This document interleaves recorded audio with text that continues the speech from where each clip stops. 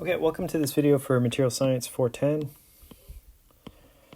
where we'll look a little more carefully at the curing and hydration reactions known to occur in cement. So in the previous video, we saw that a main component of Portland cement were silicates and aluminates, and those were this tricalcium silicate and the sort of dicalcium silicate equivalent. And we also saw that there was a tetracalcium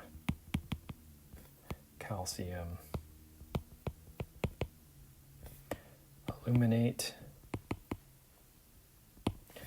and a version that included some iron oxide. So here we had, this was a tricalcium aluminate. And the version with the iron oxide requires fourfold calcium.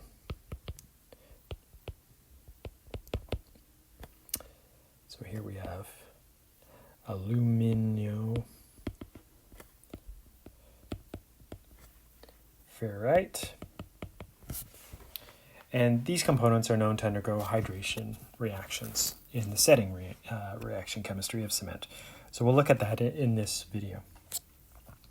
Okay, so this curing reaction, as you may know, can begin to set concrete in a matter of hours, which makes concrete very attractive for fabrication of many structures. And ultimately, it will take up to about 4 weeks to get 90% of the strength of concrete.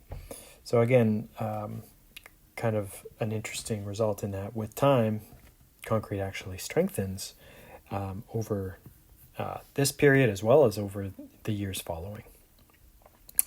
And in particular, it's interesting that this material actually increases in strength if kept damp. Many materials, protection against moisture is advantageous, but here concrete curing takes advantage of the access to water and will continue to strengthen and cure or set into a denser and stronger material with access to that water.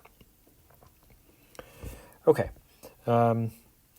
so with that, let's take a look at some of the hydration reactions. So while some of these look a little daunting, we want to take a couple of observations here. So in each of these components that we mentioned, the tricalcium silicate, the dicalcium silicate, and the tricalcium aluminate, we see that water is added to our starting materials. Okay, so we see that here. Now the stoichiometry for the tricalcium silicate demands 6 water molecules to 2 whole units of that tricalcium silicate, and that gives us a product here that is the calcium silicate, dehydrated calcium silicate here, and we produce calcium hydroxide as a byproduct. So this hydration reaction, adding water to the compound, is known to be exothermic, and this first one is sort of moderate in that value. There's a moderate amount of heat released here. And so one tends to emphasize the tricalcium silicate in the formulation of concrete. If we need to work under cold weather construction, we take advantage of that sort of heat release on the moderate scale there for this reaction. So concrete chemists will often abbreviate the above reaction into a more simpler form, where they will use a capital C here to indicate the calcium component, and a capital S to indicate the silicon component, and a capital H to indicate the water component. So here you see the stoichiometry is balanced in that regard, and the products showing threefold inclusion of water in the product here to form the hydrate of the calcium silicate is listed there, and we show separately the calcium hydroxide in proper formula there. So as you consider cement and concrete literature, be aware that you may come across this sort of shorthand form of the chemical equations, and that these abbreviated forms, C3S, for example, do not refer to some carbon-sulfur compound. That is incorrect interpretation. The dicalcium silicate equivalent, therefore, could be abbreviated as C2S, and we'll take 2 units of that and react that with 4 water molecules to give the threefold hydrate. Same product as we had above, and that calcium hydroxide again. Okay, and in the case of aluminate, here we see that we're going to use a new shorthand notation for that. So the alumina component of the tricalcium aluminate will have a capital A to indicate that balance of 1 unit of that against the 3 calcium oxides. And this will react with a single water molecule to make a sole product free of calcium hydroxide. And we get that 6-fold hydration level of this aluminate. This last reaction, hydration reaction of the aluminate, produces the largest amount of heat due to hydration, and is managed by formulation. And this, as you recall, is typically only included at about 10% in Portland cement.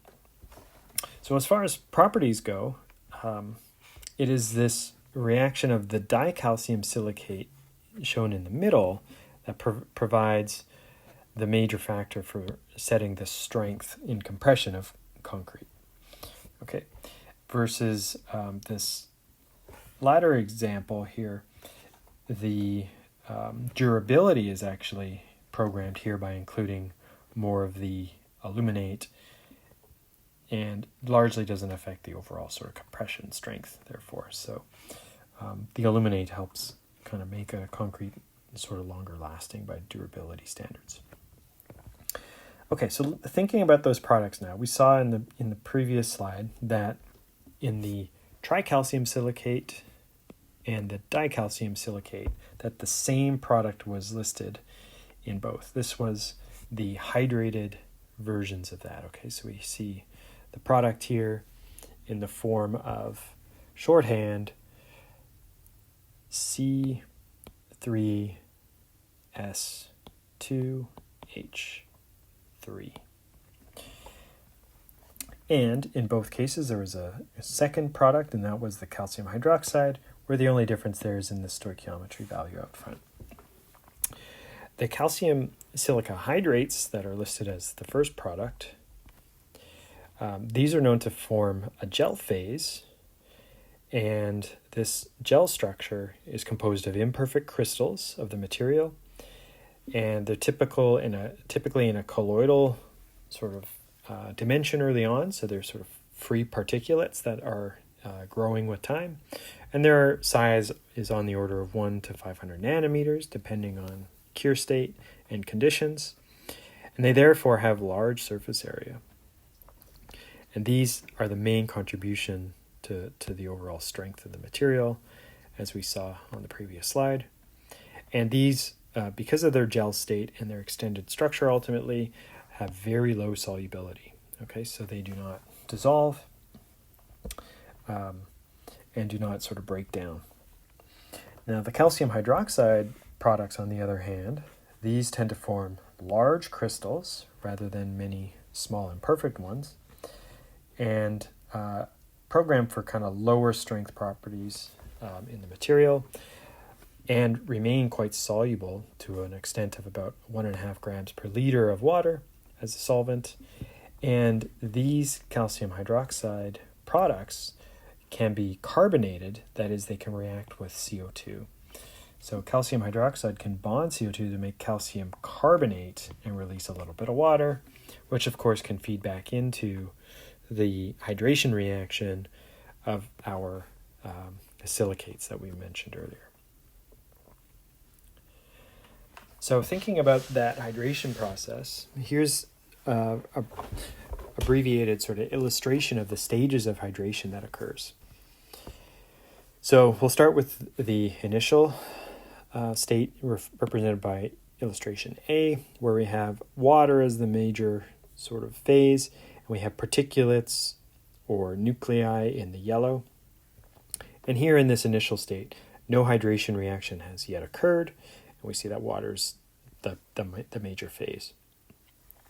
In B, as the beginning hydration reaction starts to take on, we see that water ends up adding to the cement grain in the form of forming this calcium silicate hydrate.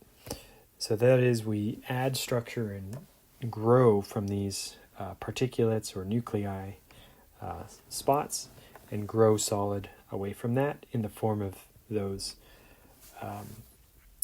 imperfect crystals that we touched on earlier. So this sort of pink phase is the calcium silicate hydrate, referred to on the previous slide as calcium silica hydrates. Okay, this hydration reaction, as you can see, will continue and start to coalesce particles together and can entrap or include empty spaces, and they'll of course remain sort of filled with water and some of the product, calcium hydroxide, which is soluble in water. So with ongoing hydration reaction, we extend the silicates as water adds to the surface. So water sort of adds in to the surface, and coming out of that into the water are the ions based on calcium and hydroxide. Okay.